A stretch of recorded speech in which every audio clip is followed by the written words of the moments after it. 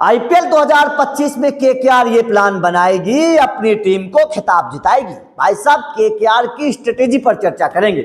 IPL 2025 में KKR की ऐसी कौन सी रणनीति होनी चाहिए, केकेआर को ऐसा कौन सा प्लान बनाना चाहिए, केकेआर को ऐसी कैसी प्लेइंग 11 बनानी चाहिए, किस तरीके से चंद्रकांत पंडित को अपना दिमाग घुमाना चाहिए कि केकेआर चैंपियन बन जाए, केकेआर बेहतर परफॉर्मेंस करके दिखाए। तो चलिए इसी पर डिस्कस करते हैं कि आईपीएल 2025 में केकेआर की वो कौन सी स्ट्रेटेजी हो जिसके दम पर केकेआर चैंपियन बन जाए। तो उसमें सबसे पहले अगर मैं चर्चा करूं तो देखिए, अभी तक क्या है, अभी तक सब कुछ ठीक है। केकेआर के पास एक मजबूत स्क्वाड है, गेंदबाजी अच्छी है, बल्लेबाजी अच्छी है, ऑलराउंडर्स इनके पास बहुत अच्छे हैं, सब कुछ अच्छा है। लेकिन क्या है, केकेआर के पास अभी कैप्टन नहीं है। तो सबसे पहला काम क्या करना चाहिए, सबसे पहली रणनीतिक तौर पर केकेआर को यहीं पर केकेआर जीत जाएगी। रणनीतिक तौर पर केकेआर को अगर जीतना है, रणनीतिक तौर पर अगर केकेआर को मजबूत बनना है, तो केकेआर को सबसे पहले क्या करना चाहिए, अपना कप्तान सेलेक्ट करना चाहिए। और कप्तान के तौर पर जो अभी 2-3-4 नाम आगे चल रहे हैं, उनमें सबसे पहले केकेआर को आंख बंद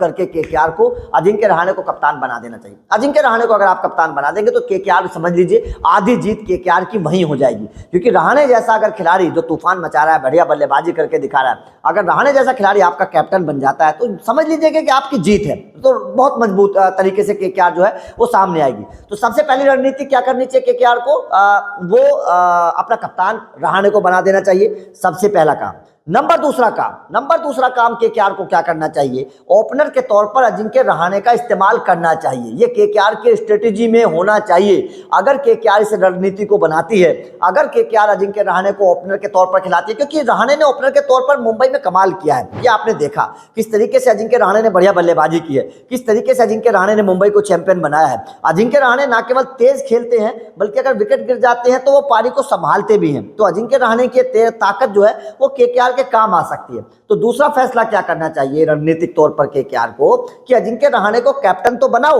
लेकिन ओपनर के तौर पर खिलाओ। अगर आपने उनको नंबर 4 पर खिला दिया तो फेल हो जाएंगे अजिंक्य रहाणे, फिर केकेआर को कोई फायदा होगा नहीं, सीधी सी बात है। तो ये एक केकेआर को करना चाहिए कि अजिंक्य रहाणे को कैप्टन के साथ साथ ओपनर के तौर पर उनको खिला दीजिए, ठीक है। उसके बाद में केकेआर को क्या करना चाहिए, रणनीतिक तौर पर एक केकेआर को बदलाव करना चाहिए कि क्विंटन डिकॉक को उनके साथ ओपनर के तौर पर लाइए। क्योंकि अजिंक्य रहाणे, क्विंटन डिकॉक, ये दोनों ऐसे खिलाड़ी हैं, लंबी पारी खेलते हैं, 10-15 ओवर 20 ओवर तक खेलने की ताकत रखते हैं, तेज गति से रन भी बनाते हैं, पारी को संभालते भी हैं। और सबसे बड़ी बात क्या है, एक लेफ्ट और एक राइट, मतलब लेफ्ट राइट कॉम्बिनेशन भी बन जाएगा। दोनों समझदार खिलाड़ी हैं, दोनों बेहतर खिलाड़ी हैं, दोनों स्पिनर्स को भी अच्छा खेलते हैं, दोनों तेज गेंदबाजों को भी अच्छा खेलते हैं, दोनों के पास तेज गति से रन बनाने की ताकत भी है, दोनों के पास विकेट रोकने की भी ताकत है। तो ये केकेआर को एक रणनीति बनानी चाहिए कि अजिंक्य रहाणे के साथ क्विंटन डिकॉक को ओपनर के तौर पर उतार दीजिए, ये केकेआर के लिए बढ़िया है। उसके बाद में केकेआर को क्या करना चाहिए, केकेआर को इस बार रिंकू सिंह को प्रमोट करना चाहिए। केकेआर को रिंकू सिंह को अगर नंबर 4 पर प्रमोट करते हैं, क्योंकि अभी तक रिंकू सिंह बहुत नीचे आते थे,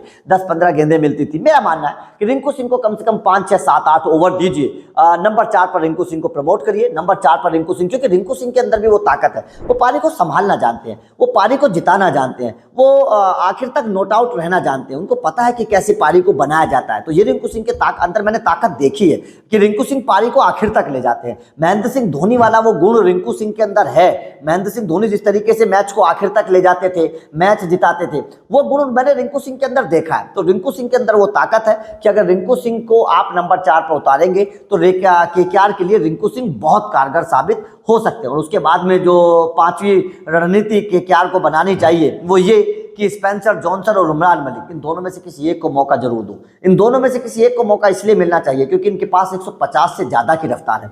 अगर किसी टीम के पास इतना रफ्तार वाला गेंदबाज होता है तो भाई साहब वो टीम एक अलग मानसिक उसके पास ताकत होती है। वो जब आप विपक्षी टीम के सामने जाएंगे मैदान पर और आपके पास 150 की रफ्तार वाला गेंदबाज होगा तो यकीन मान लेना आपकी टीम बहुत ताकतवर नजर आएगी। तो ये केकेआर की ताकत, और ये 5 रणनीति के तौर पर केकेआर को स्ट्रेटेजी बनानी चाहिए और इस स्ट्रेटेजी के तौर पर केकेआर को मैदान पर जाना चाहिए। आपका इन 5 रणनीति के तौर पर क्या कहना है? क्या आपको लगता है कि वास्तव में केकेआर को रहाणे को कप्तान बनाकर ओपनर बनाना चाहिए? कमेंट करके बताइएगा। और आप केकेआर को किस तरीके से देखते हैं ये भी बताइएगा। वीडियो अच्छी लगी हो तो लाइक और शेयर जरूर करिएगा, चैनल को सब्सक्राइब करिएगा क्योंकि अपडेट मिलते रहेंगे। Thank you very much.